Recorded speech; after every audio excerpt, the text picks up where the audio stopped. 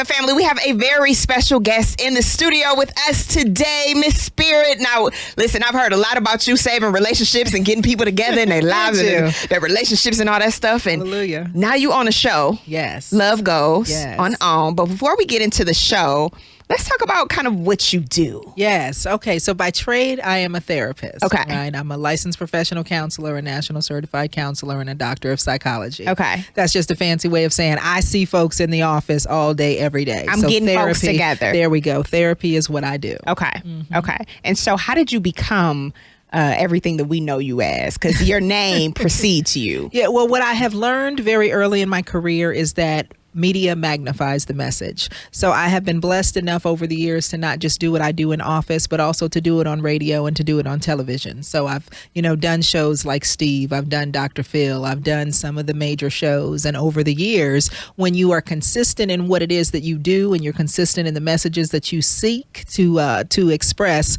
eventually it settles in and the message lands. So here we are all these years later, still saying the exact same thing. Man, but now we can listen and folks is magnifying the message. Hallelujah. Let me just be honest with you, Spirit. There's a few, I won't start name dropping. Okay. But when they say your name, they like change their disposition. It always goes, who you should say, because I told them, because, I'm adopted, so I've started taking counseling and it's been going on for 10 months now, almost a year. Mm-hmm.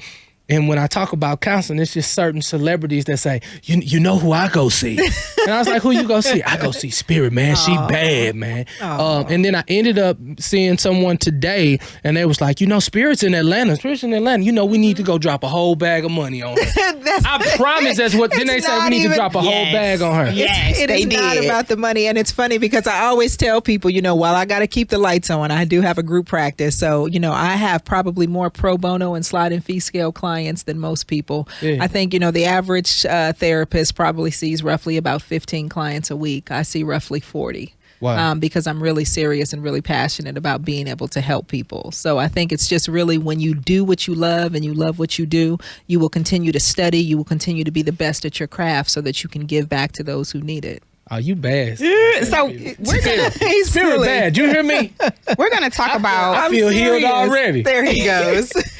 Now, therapy has become a little more popular than it used to be in the past. Yes. Now everybody is like, self-care and really getting yourself together. But for those who are still kind of on the fence, they don't know if maybe they can't afford it or they're just like, maybe that's not for me. Talk to me about the reasons why we absolutely need to be seeing someone. Yeah, because therapy is for everybody. I just cannot stress that enough. And I tell people all the time that your life is constantly impacted or impacting your mental health and wellness. From the time you wake up in the morning until the time you go to sleep at night, and even that quality of sleep in between, it's all related to your mental health and wellness. And so there is no way that you can't be where you are at this point in your journey without having had a human experience, which means that you are carrying around trauma, disappointment, hurt, pain, shattered dreams, lost loves, and all of that. And you need to be able to release that in a healthy way so that you can bring new things into your life. And that's what therapy is about.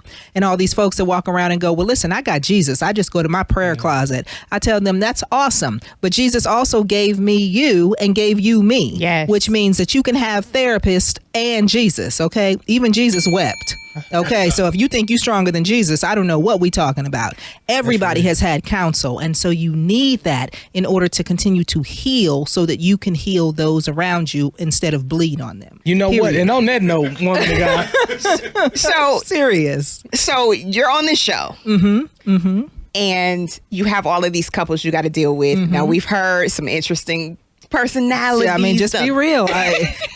From what I heard, and listen, I didn't know these couples before I worked with them. Okay. So they came to me naturally. As I tell people, as therapists, we have ethical obligations not to go searching out people's stories. So I don't know them. I don't go online. I don't follow them. So they came to me just as you'll see them in episode 1. That's what I inherited. And we went and got that work done. And got that work done. Yes, we was about that work. It is such an honor to really hang out with you. It's always good when your pleasure. name goes in rooms before you, and it's nothing but good news, right? Amen. So that's what I'm always challenging Christian people to do. Work in excellence. That's attractive. Your name is going to go in the rooms before you do, and make sure that the rap sheet is beautiful. I just want to let you know, man, the amazing rumor about you is that you get it done. So it's an honor to meet you. And we can definitely tell. Yeah. But God. And I can see what they're Yes. about too. Thank you. Kids look like that. Come on, somebody. There you go. Look. They said online I had plastic surgery. I was like, have I got to that point now? I blown it there that the comments said I made it. You made it. They said I went under the knife. I was like, well, hallelujah. Ain't that a blessing?